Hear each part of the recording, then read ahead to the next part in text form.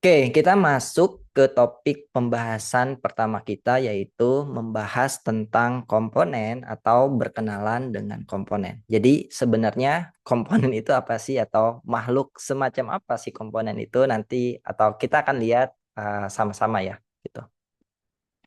Nah, jadi ketika kita membuat sebuah aplikasi atau web dengan menggunakan React.js, kita bisa memecah bagian besar daripada web atau aplikasi yang kita bangun menjadi bagian-bagian kecil. Nah, bagian-bagian kecil itulah yang disebut dengan komponen gitu. Misal di sini teman-teman bisa lihat ya, kita punya website, misalkan di sini aku buka react.dev. Di bagian atasnya ini ada navbar, terus di sini ada apa namanya? Disebutnya apa sih ini Pak Fahri? Hero section. Ya, hero section ya. Hmm. Ya, terus Ya, ada button dan ada banyak gitu, banyak hal mungkin sampai ke bawah ada footer di sini. Nah, mungkin kalau kita buat website seperti ini kan cukup besar ya dan tentunya kalau semakin banyak feature akan semakin sulit untuk apa ya memelihara kodenya atau memelihara aplikasinya.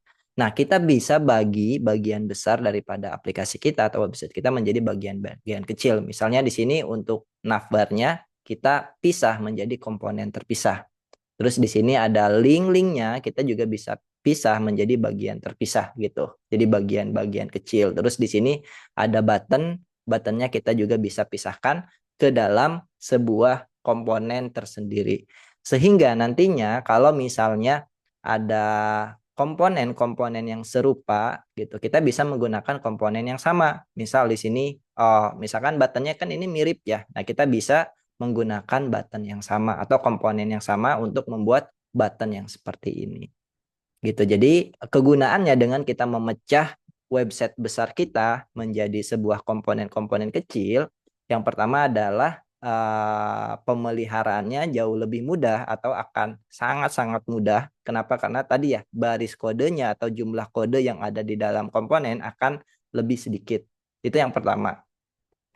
Lalu yang kedua tentunya adalah reusable atau kita bisa menggunakan kode tersebut secara berulang-ulang. Tadi yang aku contohkan ya. Jadi kalau misalkan ini button ternyata digunakan di halaman lain atau di bagian lain, ya udah kita bisa menggunakan komponen yang sama sehingga ketika ada perubahan atau ketika ada ya perubahan gitu kan atau ada penambahan fitur di komponen tersebut kita cukup ngerubah di satu tempat aja gitu. Kita nggak perlu ngerubah di banyak tempat gitu. Jadi sekali lagi konsep komponen seperti itu teman-teman. Intinya kita bisa ngerubah bagian besar daripada website kita menjadi bagian-bagian kecil dan manfaatnya adalah memudahkan kita untuk memelihara kodenya sama yang kedua adalah reusable atau kita bisa menggunakan komponen tersebut secara berulang-ulang gitu.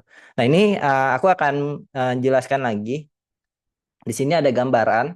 Nantinya ketika kita membuat aplikasi menggunakan React.js dan kita sudah memisahkan ke dalam sebuah komponen atau memanfaatkan komponen, kurang lebih nanti tree daripada aplikasi kita seperti ini. Jadi ada komponen besarnya, nanti komponen besarnya ini akan punya children atau anak gitu kan. Nanti anaknya punya anak lagi dan seterusnya dan seterusnya. Jadi kurang lebih gambarannya seperti ini aplikasi kita ketika kita sudah menerapkan konsep komponen di React.js. Gitu.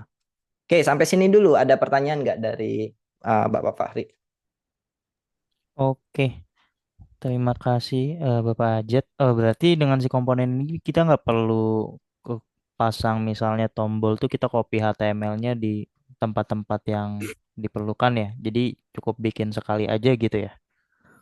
Betul, betul. Jadi Oh, kalau misalnya kita punya button seperti ini dan di bagian lain ada button yang sama gitu kan. Nah, kita nggak perlu ngopi button tersebut gitu. Atau misalkan ini deh, di sini kan ada card nih. Card ini misalnya dipakai di halaman lain. Kayak gini kan ini sama nih. Kita nggak perlu ngopi si card ini secara kasar gitu. Tapi kita cukup bisa bikin sekali aja si card ini lalu ya udah di bagian lain kalau butuh tinggal import aja atau kita tinggal pakai aja gitu. Betul, Pak. Oke, mantap keren banget nih berarti ya. Jadi lebih efisien juga nih dalam nulis code-nya ya. Betul, lebih Oke. efisien. Oke, terima kasih Bapak Ajat. Oke, kalau begitu nanti kita akan lanjutkan ke bagian lainnya. Bagaimana sih cara kita memecah-mecah website besar kita menjadi sebuah komponen-komponen kecil.